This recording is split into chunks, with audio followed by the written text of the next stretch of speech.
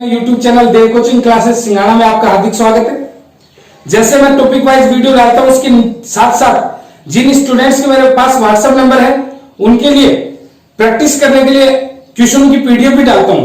तो जिन विद्यार्थियों को पीडीएफ नहीं मिल रही वो नीचे कमेंट बॉक्स में अपने व्हाट्सएप नंबर कमेंट कर दे और उसके साथ अपना नाम भी कमेंट कर दे, जिससे मैं आगे जो भी टॉपिक कंप्लीट होगा उसकी पीडीएफ उसके व्हाट्सएप नंबर पर सेंड कर सकूं। अब आज जो अपना टॉपिक है वो लेसन वैसे के टॉपिक का पिछला पार्ट आप लोगों ने देख लिया होगा।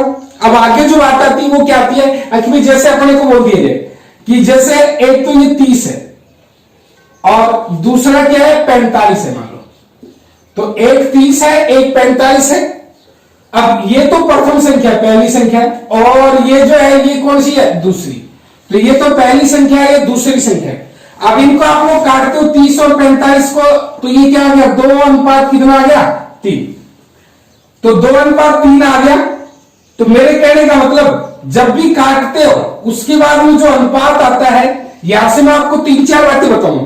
पहली, यहां पे अपन ने काटा कितने से 15 से, तो दोनों को 15 से काटा और जिससे काटते हो वो क्या है इनका मैस है, यानी जिस संख्या से काटते हो वो इनका क्या है मैस है। जैसे यहां पे 30 और 45 का वैसे क्या हो गया 15। तो सबसे पहली बात तो क्या कि इस मैसे को अगर इन अनुपातों से गुणा कर दोगे तो इसका मतलब ये 30 हो गया और ये कितना हो गया 45। तो मेरे कहने का मतलब अनुपात को अगर मैसे से गुणा कर देते तो वह संख्या आ जाती है।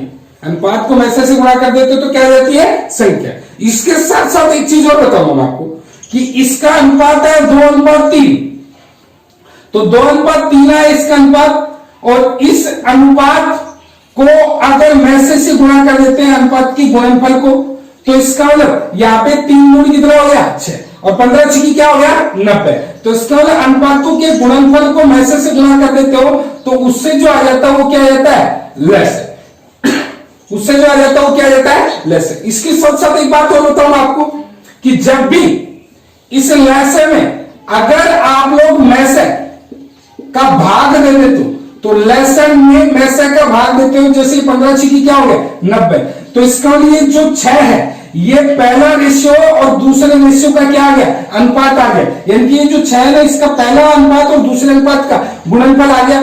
अब आप लोग देख सकते हो यहाँ पे कई बार क्वेश्चन आ जाता है कि दो संख्याओं का लेसन 90 है और मैसे 15, तो इन संख्याओं के ऐसे कितने युग्म संभव है। तो आप लोग इस लेसन में और इस मैसे का भाग दोगे, इस 90 में 15 का भाग दोगे तो 90 में 15 का भाग दोगे तो इसका 15 6 90 हो गया। इसका मतलब 6 है इसके अनुपातों का गुणनफल, तो 6 किस किस का गुणनफल हो सकता है 1 और 6 का। इसी तरीके से 2 और कितने का 3 का। तो इसका मतलब अगर क्वेश्चन में ये पूछ लीजिए कि इन संख्याओं के कितने युग्म संभव है तो अपना आंसर क्या आएगा 2 युग्म संभव है। अगर ये पूछ लीजिए कि बड़ी संख्या क्या होगी तो इसका मतलब 2:3 का रेशियो, तो इसका मतलब इसको 15 से गुणा कर देंगे 15 की 45, इसको 15 से गुणा कर देंगे 15 में कितना हो गया 30। दो संख्याओं का अनुपात 3 अनुपात कितना है 5 तथा उनका मैस है 18 है, तो उनका मैस है 18 है अनुपात 3 अनुपात 5 है। तो जैसे अपने को ये पूछ लिया जाए कि इन दोनों संख्याओं का लैसे क्या होगा, तो मैंने आप लोगों को बताया था कि अनुपात 3 अनुपात 5 है तो इनका मैसे दे दिया। तो सबसे पहला क्वेश्चन तो अगर इनमें संख्या पूछ ली जाती बड़ी संख्या क्या होगी छोटी संख्या क्या होगी, तो इसको 18 से गुणा कर दिया 18 की कितना हो गया 54, तो ये बड़ी संख्या हो जाती। इसको 18 से गुणा कर देते 18 पर 90, ये क्या होगी छोटी संख्या हो जाती। अगर यहाँ पे संख्या पूछ ली जाती तो मैंने क्या बताया कि अनुपात को अगर मैसे से गुणा कर देते तो क्या जाती संख्या। इसके बाद में अगर अनुपातों के गुणनफल को यानी कि 3 अनुपात 5 इसको गुणा करके और अगर इसको मैसे से गुणा कर देते हो तो इसका मतलब 3 गुणा 5 गुणा 18, तो इसका मतलब इससे जो आ जाता है वो इनका क्या जाता है लेस आ जाता है। तो इनका लेस जो आ गया वो कितना आ गया 270। क्वेश्चन है दो संख्याओं का मैसा 8 है, मैसा दे रखा है और लेसन 240 है। तो क्वेश्चन में ये पूछ लिया गया कि इन संख्याओं में कितने युग्म संभव है। तो मैंने क्या बताया था कि लेसन में अगर मैसे का भाग देते तो संख्याओं के अनुपातों का गुणनफल आ जाता है। तो इसका मतलब इस 240 में और अगर आप 8 का भाग देते तो 8 की कितना हो गया 24 और 8 की 24 हो गया। तो इसका मतलब जो 30 है ये इसके अनुपातों का क्या आ गया गुणनफल आ गया।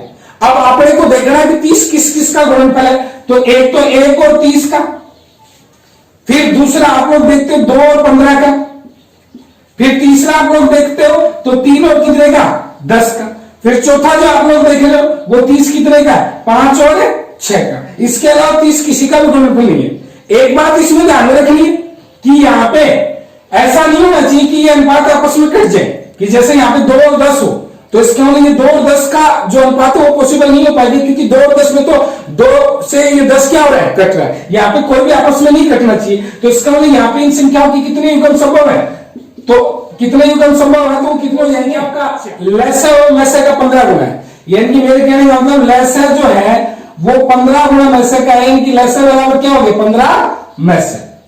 इससे बात एक क्लियर हुई, वो क्या क्लियर हुई कि इन संख्याओं का अनुपात है वो 3 अनुपात क्या है 5, क्योंकि 15 जो है वो 1 और 15 का, तो वो जो 1 और 15 वाला युग्म है वो तो बोल हो गया। अगला युग्म बनता है 3 और 5 का, तो 3 और 5 का अनुपात 1 का।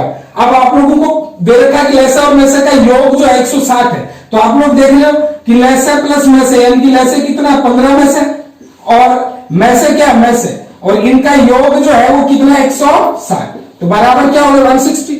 तो इसका यहाँ पे आप लोग देख रहे हो 16 में से बराबर कितना होगा 160, तो 16 में से बराबर 160, तो यहाँ पे भाग दिया कितना है 10। इसका मतलब मैसे कितना है 10, और मैसे 10 है, और इसके अकॉर्डिंग अनुपात है वो क्या है 3 अनुपात 5, क्योंकि 15 जो है मैंने आपको बताया था कि अगर मैसे को अनुपातों के गुणनफल से गुणा कर देते तो लैसा लेते तो ये अनुपातों का गुणनफल है, तो ये 15 किसका गुणनफल है 3 और 5 का। तो इसका बड़ी संख्या जो होगी इस 3 को 5 से गुणा किया तो कितना हो गया 50। आता है 2 संख्याओं का अनुपात 4 अनुपात 5, इनका लैसा 120 है, तो इनका मैसा कितना होगा। तो मैंने आपको समझाया था कि लैसा में अनुपातों के गुणनफल का भाग दे देते तो वो क्या जाता है मैसा।